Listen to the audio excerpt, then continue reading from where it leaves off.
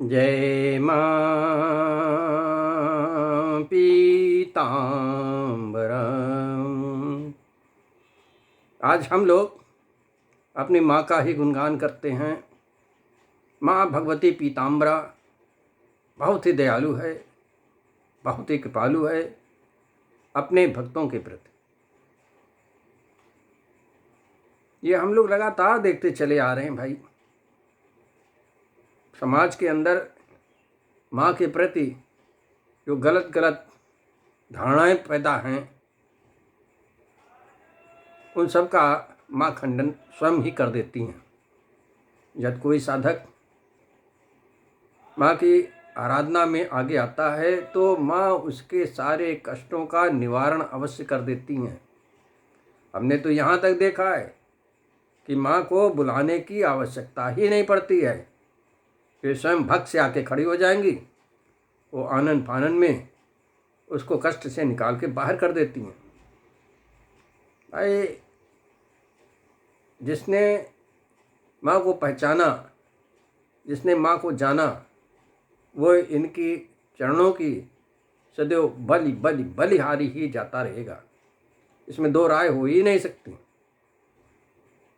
माँ कितनी दयालु हैं, कितनी दयालु हैं, अब हम कहाँ तक बताएं। जिसने इनकी कृपा का अनुभव किया वही जानता है माँ के बारे में। यूँ तो किताबों में, यूट्यूब पे बहुत कुछ उल्टा सीधा भी लिखा गया है और बोला गया है, तो वो सब जो है सब खंडन करने के योग्य है। माँ बहुत ही दयालु है, बहुत ही कृपालु है। और ख़ास चीज़ ये है, माँ कुछ न कुछ नया दिया ही करती हैं अपने साधकों को। भाई, पहले किसी भी कार्य के लिए लाखों में जाप करने होते थे, माँ ने कितना सुगम तरीका बता दिया। कपूर क्रिया, कपूर क्रिया के द्वारा बहुत से कार्य चुटकी बजाते में हो जाते हैं। इधर कपूर जला, उधर वो दुष्ट शक्ति का अंत हुआ। कपूर क्रिया हमने देखा है जो बहुत ही तीव्र होती है, वो है ब्रह्मास्त्र माला मंत्र संपुटित भद्रकाली विपरीत विचिंद्रा। उससे यदि हम कपूर क्रिया करते हैं 5-5 मिनट के 3 बार, तो कितनी ही बड़ी ताकत हो, उससे भी हमें छुटकारा मिलते हुए देखा है। माँ इसी क्रम में कुछ नया दिया करती हैं, ये मैं हर बार कहता हूँ।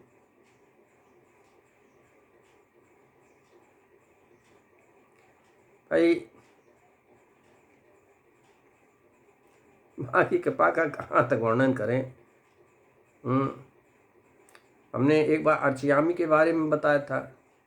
अर्चियामी की किशमिश बहुत ही गजब का परिणाम मिला था।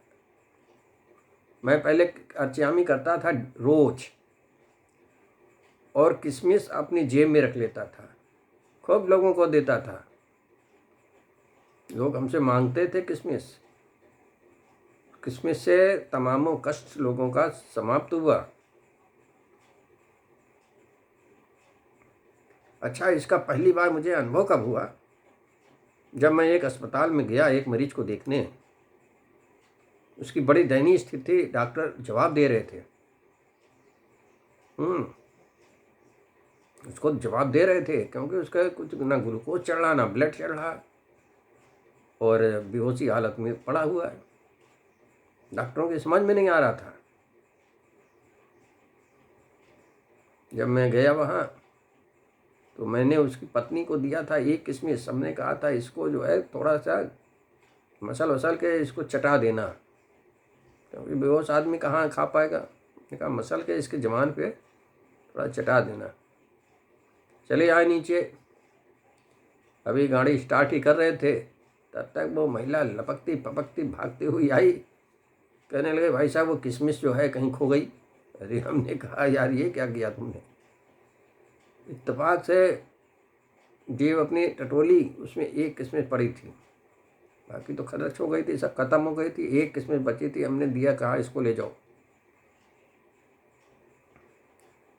एक हफ्ते बाद उस महिला से मेरी मुलाकात हुई, तो मैंने उसके पति का हाल पूछा, तो वह कहने लगे उसने किशमिश खिलाई हमने, और दूसरे दिन उनकी हालत एकदम टाइम हो गई।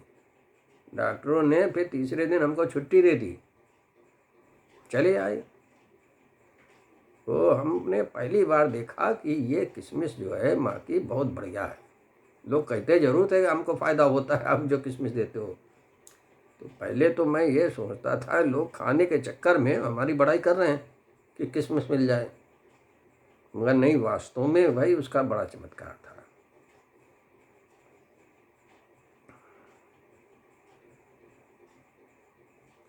एक हमारे साधक हैं भगवती प्रसाद साख के,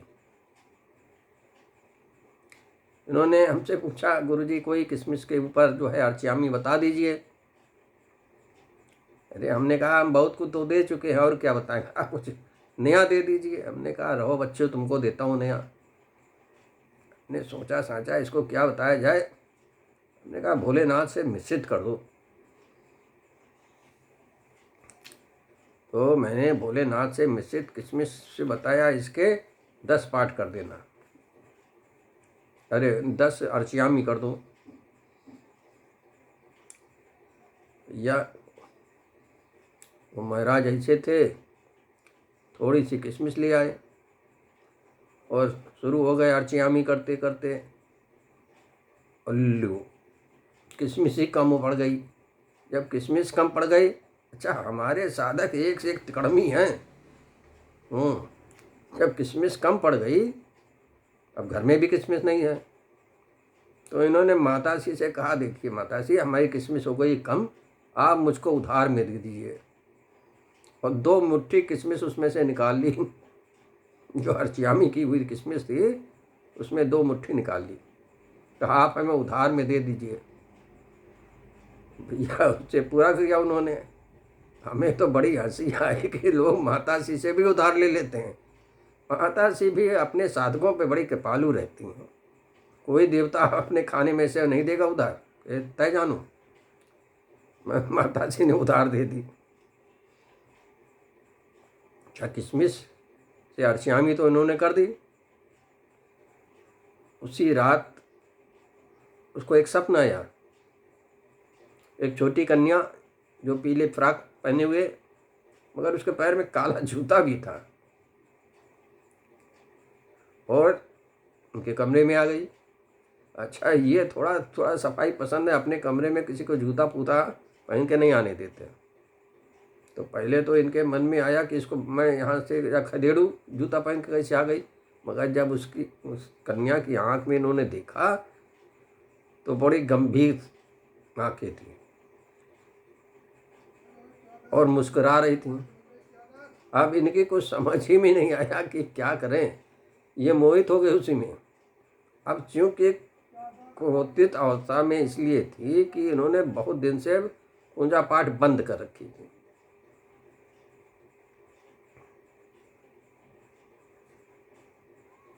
तो इस तरह हम देखते हैं कि इन्होंने माता जी के दर्शन भी ले लिए उधार की किस्मत से।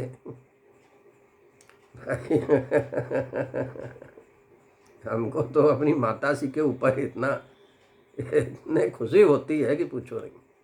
माता जी उधार दे देती हैं। तो उन्होंने 2 मुट्ठी किशमिश उस किशमिश में मिला दी, खा लीजिए आपका उधार किशमिश में दे रहा हूँ। तो भाई हम देखते हैं कि माता जी का कितना स्वभाव मृदुल है?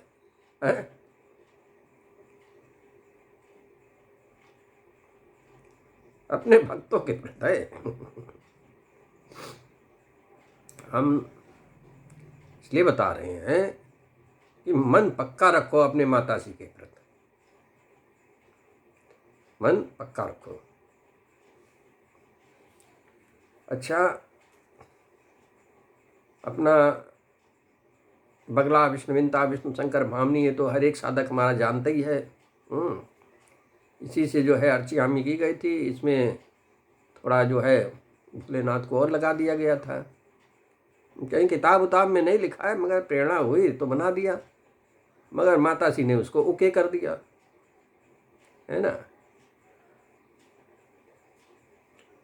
तो उसमें मंत्र बना था ओम निम बगलाम की, जैसे बगला विष्णु विंता विष्णु शंकर भामनी है ना।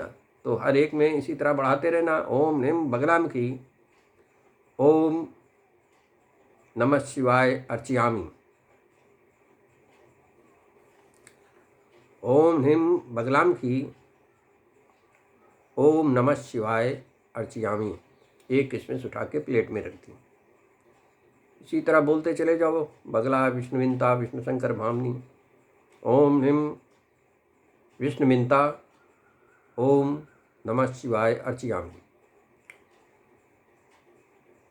तो 10 पाठ की अर्चियामी से माताजी के स्वप्न में दर्शन हो गए। बहुत कठिन बात है, माताजी का दर्शन इतना आसानी से नहीं होता, और न इतनी सस्ती हैं कि कोई इनका दर्शन ले ले। अच्छे अच्छे लोगों के चूरे हिल जाती हैं।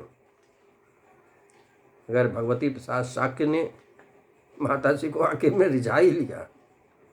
माँ भाव देखती हैं, देखो भाई। बताओ, उधार में किसमिस ले ली? यहाँ किसी पंसारी से उधार मांगो, नहीं देगा।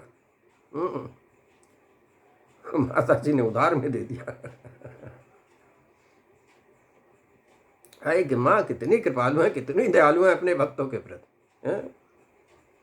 उधार से किसमिस उन्हीं से लेकर उन्हीं की पूजा कर रहे हैं, बताओ भला।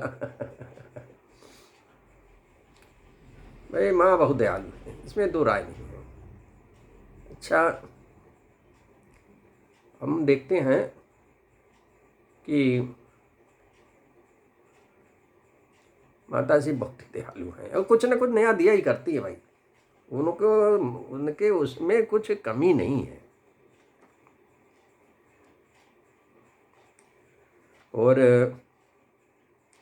यदि हम बगला गायत्री से अर्चियामी कर दें तो उसकी भी किस्मत बड़ी गजब की होती है, बहुत गजब की।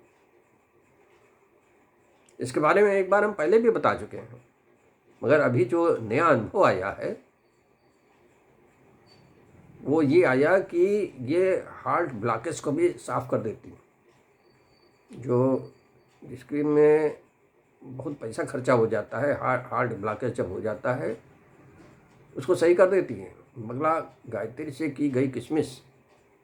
और जो दिल में दर्द उठता है और आदमी तड़पने लगता है, वो सब गायब हो जाता है मात्र किशमिश खाने से, बगला गायत्री के द्वारा। और इतना कार्यक्रम करने के बाद उसके दिल में थोड़ी आराम आ जाए, बगला गायत्री देने के बाद, उसके बाद फिर हृदय मंत्र के एक माला जाप करके अभिमंत्रित जल पिला देने से मरीज पूरी तरह से स्वस्थ हो जाता है। बेचैनी है, धड़कन है, दर्द है, परमानेंट सही हो जाता है।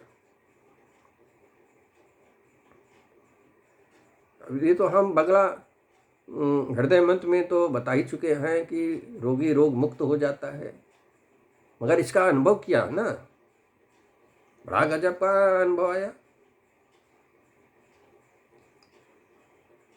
देखो भाई, भाव के साथ माँ की शरण में बने रहो, कुछ ना कुछ करते रहो।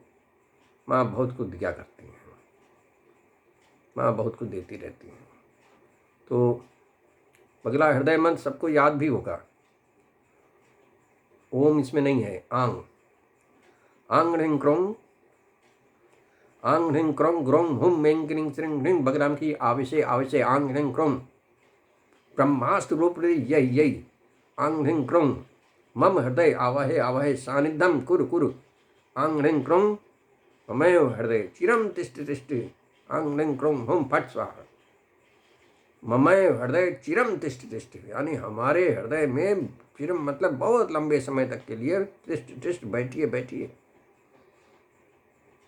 इस मंत्र का जाप यदि बगला हृदय यंत्र के सामने बैठ के किया जाए तो निश्चित जानिए माता श्री की कृपा ऐसी होती है